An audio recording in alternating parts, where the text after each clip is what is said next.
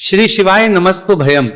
दोस्तों, जैसा कि आप सभी लोग जानते हैं कि 17 मार्च 2026 यानी मंगलवार को पड़ रही है चैत्र मास की मासिक शिवरात्रि तिथि। और दोस्तों, यह वह तिथि है जो चैत्र मास में पड़ने वाली सबसे बड़ी तिथि है, क्योंकि यह मंगलवार के दिन पड़ रही है और इसका बहुत ही बड़ा और विशेष महत्व होता है। पूज्य गुरु जी ने कहा है कि अगर कभी भी मौका लग जाए और चैत्र महीने की शिवरात्रि तिथि मंगलवार को पड़ जाए तो आप लोगों को एक छुटकी काला तिल वाला उपाय तो अवश्य ही करना चाहिए।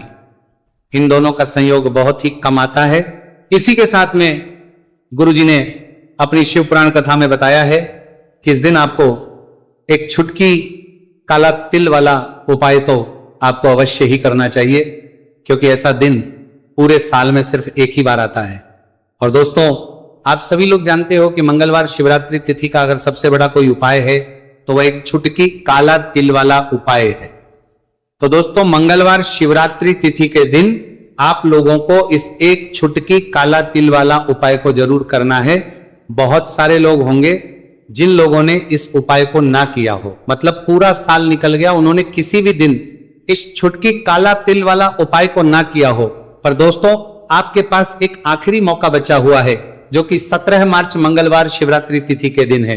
इस दिन आप लोगों को इस वाले उपाय को जरूर कर लेना है। भले ही आपने पूरे महीने भर इस उपाय को ना किया हो, पर अगर आपने इस महीने के मंगलवार शिवरात्रि तिथि के दिन अगर इस वाले उपाय को कर लिया तो आपको इस उपाय को करने का वह फल मिलेगा जिसकी आपने कभी कल्पना भी नहीं करी होगी। इसीलिए आप लोग इस वाले उपाय को एक बार जरूर कर लेना है, ताकि आप लोगों के हाथ से यह मौका ना जा सके और आपको इस उपाय को करने का फल मिल सके। दोस्तों, यह उपाय पंडित जी ने अपनी अभी की ही श्री शिव महापुराण की कथा में बताया है। उपाय को आज हम आपको बहुत अच्छे से समझाने वाले हैं। इस वीडियो को देखने के बाद इस उपाय को समझने के लिए आपको कोई और वीडियो को देखने की जरूरत नहीं पड़ेगी। तो चलिए दोस्तों, उपाय को शुरू करते हैं। देखिए, यह इस चैत्र महीने के मंगलवार शिवरात्रि तिथि के दिन यह इतना खास होता है, इतना महत्वपूर्ण होता है। देखा गया है कभी कभी बड़े बड़े पूजा पाठ अनुष्ठान से जो मनोकामना पूर्ण नहीं होते, वह चैत्र महीने की मंगलवार शिवरात्रि तिथि के दिन एक छोटे से उपाय करने से ही आपकी मनोकामना पूर्ण हो है। और बहुत सारे लोगों ने इस उपाय को किया भी है और उनको इस उपाय को करने का फल भी जरूर मिला है। अगर आप लोग भी इस उपाय को करना चाहते हैं तो आप इस उपाय को पहले अच्छे से समझ लेना, सुन लेना, उसके बाद करना। आपको इस उपाय का फल जरूर मिलेगा। और इस उपाय को कर लेने से आपके घर में चाहे किसी भी प्रकार की दोहक और समस्या क्यों ना चल रही हो, आपको उसका कारण भी नहीं पता है कि भाई यह समस्या किस कारण से चल रही, उसका कुछ भी कारण हो सकता है। जैसे पितृदोष हो सकता है या किसी भी तरह का मंगल दोष भी हो सकता है। तो इस दिन आप लोगों को ये वाला उपाय कर लेना है।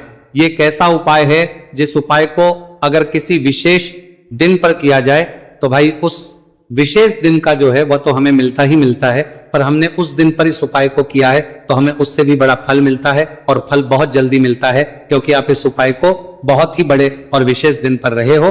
तो चलिए अब उपाय के बारे में बात करते हैं।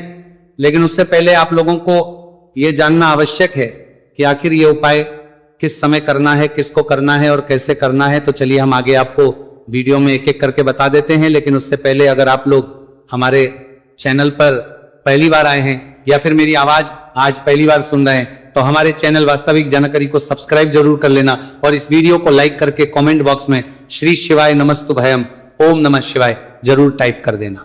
तो दोस्तों, इस एक छुटकी काला तिल वाला उपाय को हमें इस मंगलवार शिवरात्रि तिथि के दिन कैसे करना है, किसको करना है, किस समय करना है और कहां पर करना है, ये सारे सवालों के जवाब आपको इस वीडियो में मिल जाएंगे। और जो ये वीडियो देखेगा भाई, उसको एक छुटकी काला तिल वाला उपाय जरूर करना चाहिए, क्योंकि इस दिन काला तिल का भी बहुत ही बड़ा और विशेष महत्व होता है। और बात आ जाए एक छुटकी काला तिल वाला उपाय की, तो ये सोने पे सुहागा वाली बात हो जाती है और ये एक बहुत ही बड़ा उपाय हो जाता है इस मंगलवार शिवरात्रि तिथि का। तो अब दोस्तों, इस एक छुटकी काला तिल वाला उपाय को आखिर करना किसको है, सबसे पहले हम लोग वो बात जान लेते हैं। तो देखो, घर की जो बड़ी माताएं बहनें होती हैं, उन माताओं बहनों में से कोई भी एक बड़ी माता बहन इस वाले उपाय को कर सकती है। और दोस्तों, अगर आप तो अपने घर में से सभी सदस्यों को भी इस उपाय को करवा सकते हैं। अगर किसी व्यक्ति की खुद की कोई मनोकामना है, खुद की कोई दुख और परेशानी है जो कि वो अपने लिए ही करना चाहता है इस वाले उपाय को, तो वो खुद अपने लिए भी कर सकता है। बाकी अगर कोई घर में से ऐसा है जो कि अपने पूरे घर परिवार की सुख और शांति के लिए ये वाला उपाय करना चाहता है, तो भाई वो भी कर सकता है, उसमें भी कोई दिक्कत वाली बात नहीं है। कहने का मतलब है कि इस उपाय को हर एक सदस्य भी कर सकता है और पूरे घर परिवार के सदस्य के लिए, घर की बड़ी माताओं बहनों में से कोई एक माता बहन भी कर सकती है। माताएं बहनें अगर घर में उपस्थित ना हो या वो ये वाला उपाय ना कर पा रही हो, तो फिर घर का कोई बड़ा सदस्य भी इस एक छुटकी काला तिल वाला उपाय को कर सकता है, चाहे फिर वो पुरुष ही क्यों ना हो, उसमें कोई भी दिक्कत वाली बात नहीं है। उसके बाद में दोस्तों जो अगला प्रश्न निकल आता है वो ये आता है इस उपाय को लेकर कि आखिर इस उपाय को हमें किस समय करना है, सुबह के समय करना है कि शाम के समय करना है। तो देखो, इस वाले उपाय को आप लोग सुबह के समय भी कर सकते हो और शाम के समय प्रदोष काल में भी कर सकते हो। अब अगर आप पूछो कि भाई सबसे उत्तम समय कौन सा रहेगा इस एक छुटकी काला तिल वाला उपाय को करने का, तो हम आपसे बस यही कहेंगे कि इस उपाय को आप सुबह के समय करेंगे तो ज्यादा बेहतर होगा। बाकी अगर प्रदोष काल शाम के समय भी करेंगे तो भी अच्छा होगा, उसमें कोई भी दिक्कत वाली बात नहीं है। तो अब दोस्तों जो अगली सबसे बड़ी और महत्वपूर्ण बात आती है वो ये आती है कि सुबह अगर हम उपाय को करेंगे तो हमें कितने बजे से लेकर कितने बजे तक के बीच में करना है, और शाम के समय प्रदोष काल में करेंगे तो हमें कितने बजे से लेकर कितने बजे के बीच में करना है। तो देखो, सुबह जितनी जल्दी हो सके आप उपाय को करने की कोशिश करना कि अगर किसी कारणवश लेट भी हो जाओ, थोड़ी देर भी हो जाए, तो 10 या 11 बजे तक भी आप उपाय कर लेना, पर 12 बजे से ज्यादा देरी ना हो। ठीक है, इस बात का ध्यान रखना। उसके बाद में दोस्तों अगर शाम के समय प्रदोष काल की बात करें, प्रदोष काल का जो समय है होता है वो शाम के 6 बजे से शुरू हो जाता है। मतलब शाम के 6 बजे से लेकर 7 बजे के बीच का जो समय होता है, यह समय प्रदोष काल का समय होता है। तो आप उपाय को 7 या 8 बजे के बीच में भी कर सकते हो। मतलब शाम के 6 बजे से रात 8 बजे के बीच में आप कभी भी इस वाले उपाय को कर सकते हो, उसमें कोई भी दिक्कत वाली बात नहीं है। देखिए, यदि आपके जीवन में संकट बहुत ही अधिक चल रहे हो, समस्याएं बहुत ही अधिक चल ही हो, एक एक रूप खर्च करने आपको बस ओढ़ रहा है, भूमि से जुड़ी हुई कोई भी समस्या हो, या फिर आपके विवाह से जुड़ी हुई कोई भी समस्या हो, या आपके व्यापार से जुड़ी हुई कोई भी समस्या हो, तो आपकी ये सारी समस्या इस मंगलवार शिवरात्रि तिथि के दिन समाप्त होने वाली है। तो चलिए दोस्तों जानते हैं उस विशेष उपाय के बारे में। देखिए, इस वीडियो में हम पूज्य गुरु जी द्वारा बताए गए 3 बहुत ही चमत्कारिक उपायों के बारे में जानेंगे। देखिए, यह जो उपाय है आपके जीवन से दुर्भाग्य का तो अंत करेंगे ही, साथ ही साथ यदि आपके जीवन में धन की समस्या चल रही है तो वह सभी भी आपकी समाप्त हो जाएंगी। देखिए, गुरुजी ने बताया है कि जब भी मंगलवार शिवरात्रि तिथि का दिन पड़े तो हमें कर्ज मुक्ति के लिए कुछ उपाय करने चाहिए। इसी के साथ हमें धन प्राप्ति, भूमि से जुड़े कार्यों और विवाह के लिए भी उपाय करने चाहिए। तो चलिए दोस्तों जानते हैं गुरुजी द्वारा बताए गए सबसे पहले उपाय के बारे में।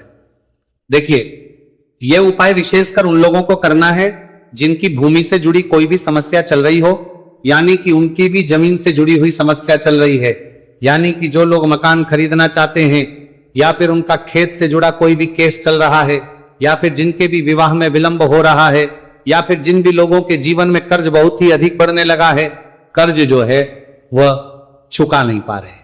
तो गुरुजी ने कहा है कि ऐसे लोगों को यह उपाय करना चाहिए।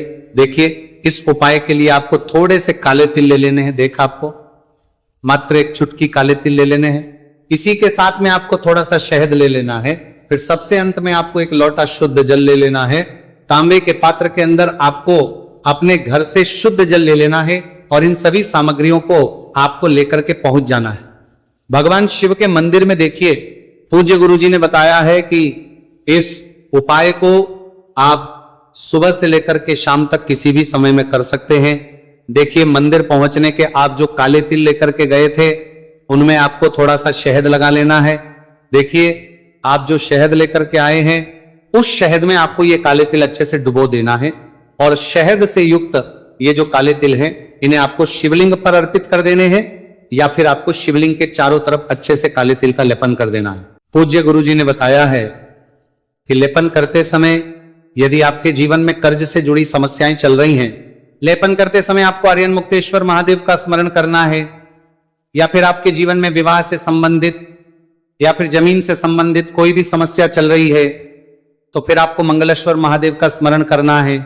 इसके बाद जो आप जल लेकर के आए हैं उसे आपको धीरे धीरे शिवलिंग पर अर्पित कर देना है तथा आपको लगातार शिव महापुराण के मूल मंत्र श्री शिवाय नमस्तु भयम इस मंत्र का जाप करते रहना है। पूज्य गुरुजी ने बताया है कि सिर्फ एक मंगलवार शिवरात्रि तिथि यह उपाय करके देखना और आप स्वयं देखेंगे कि 2 से 3 महीने के अंदर आपके जीवन से जुड़ी हुई जो भी समस्याएं हैं, बस सभी समस्या बहुत ही जल्द महादेव की कृपा से दूर होने लगेगी। तो दोस्तों, इस प्रकार से आपको यह पहला उपाय ना है। अब हम जानते हैं दूसरे विशेष उपाय के बारे में। देखिए, इस उपाय के लिए आपको एक प्यारी सी बेलपत्र ले लेनी है, इसी के साथ में 1 लोटा शुद्ध जल लेना है तांबे के पात्र के अंदर, और इसी के साथ में आपको थोड़ा सा शहद ले लेना है। देखिए, मंगलवार का दिन है और मंगलवार शिवरात्रि तिथि के दिन यदि हम शहद का उपाय करते हैं तो इससे महादेव हमसे बहुत ही अधिक प्रसन्न होकर के हमारी मनोकामना को परिपूर्ण करते हैं। देखिए दोस्तों, यदि आपको बेलपत्र नहीं मिल पाती है तो आप भगवान शिव के शिवलिंग पर जो बेलपत्र छड़ी हुई होती है उसे शुद्ध जल से धो करके उसका उपयोग कर सकते हैं। तो इन सभी सामग्रियों को आपको भगवान शिव के मंदिर में लेकर के पहुंच जाना है। गुरुजी ने कहा है कि इस उपाय को भी आप सुबह से लेकर के शाम तक किसी भी समय में कर सकते हैं। देखिए, मंदिर पहुंचने के बाद आपके पास जो एक बेलपत्र है और बेलपत्र की जो सबसे बड़ी वाली पत्ती होती है और उसकी जो चिकनी साइड होती है उस पर आपको अच्छे से शहद का लेपन कर देना है। यानी कि बेलपत्र की बड़ी वाली पत्ती पर, पूरी ही पत्ती पर अच्छे से शहद लगा देना है।